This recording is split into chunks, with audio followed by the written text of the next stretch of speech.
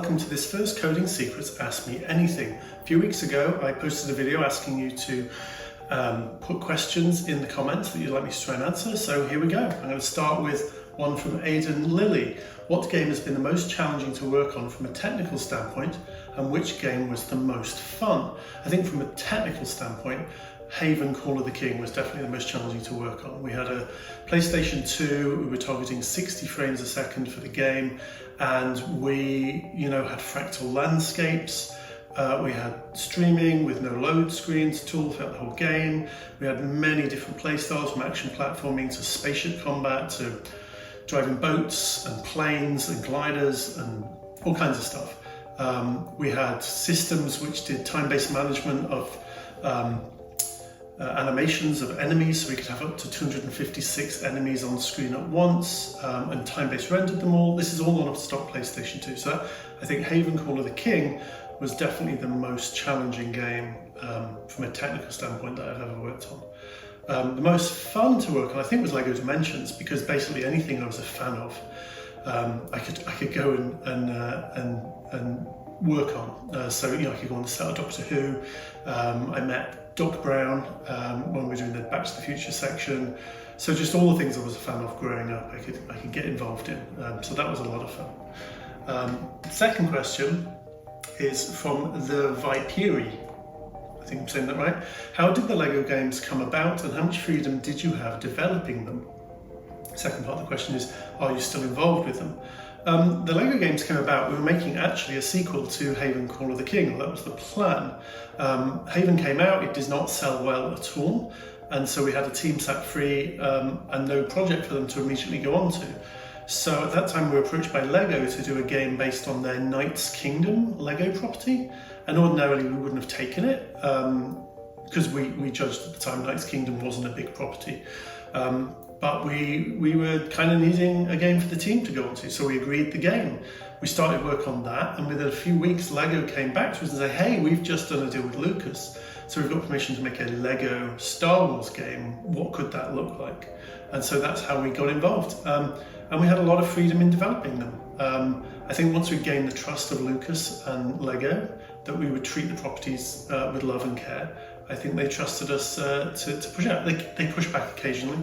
There were certain things they didn't like. We took the humour a little too far. We were a little edgy in certain cases, so we dialed it back in. But I think generally they trusted us making the games. Am I still involved with them? No, I'm not. Okay, question 3. This is from Luri Fedoruk. Apologies if I butchered that.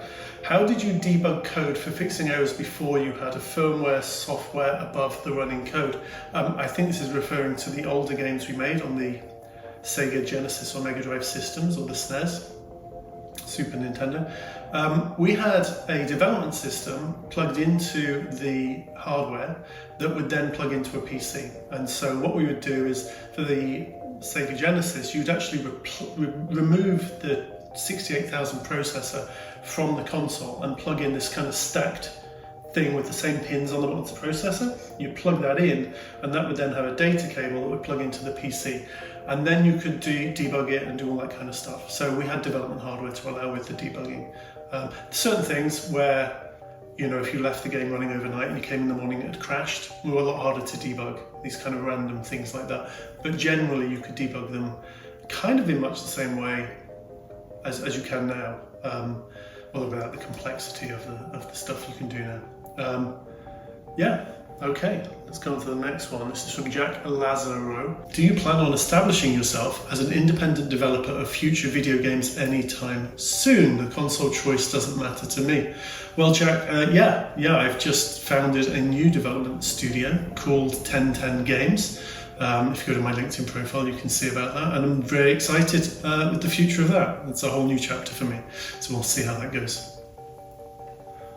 Okay, JB Hamham says, why does the SNES version of Mickey Mania have load times while the Sega Genesis version doesn't? Now, I didn't code the SNES version, a guy called Chris Stanforth did, but I believe it's because the processor was slower at decompressing the assets, and I think the memory they were stored was slower memory. I may not be correct on this, but certainly I think that ended up with not load times because it's cartridge based, it was really decompression times. And so you had a black screen for too long. So we then added the Mickey Mouse animation of him tapping his watch to kind of cover that.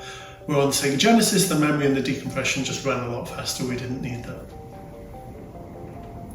Okay, this is triple Q. Whatever happened to that Lord of the Rings prototype footage you uploaded? Are you even allowed legally to discuss what happened to those? No, I'm not. All right. Okay, the next question is from David Holcomb. What are the biggest secrets that Sega and Nintendo did not want people to know in the 90s? I'm not really sure how to answer that question. It had a lot of upvotes. I don't know if this is like, Nintendo had some secret mode that they didn't want people to know about and then they could release it later or something. I don't really know. I don't know how to answer the question, but I thought I'd tell you I don't know how to answer that question because I had a lot of upvotes. If David wants to get in touch in the comments to this video and sort of rephrase it, whether to give more clarity, but I'm not sure Sega and Nintendo really had secrets they didn't want people to know. So I'm not really sure how to answer that question. Sorry. Okay, next question. Random guy says, what's your opinion on the games people are still making for outdated consoles today?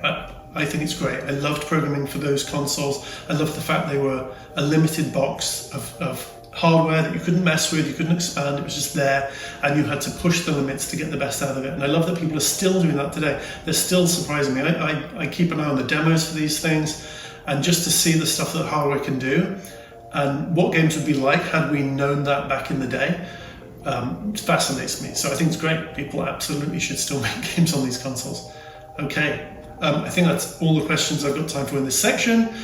Please let me know in the comments more questions you'd want answering in a future one of these. And I'll see you next time on Coding Secrets. Goodbye.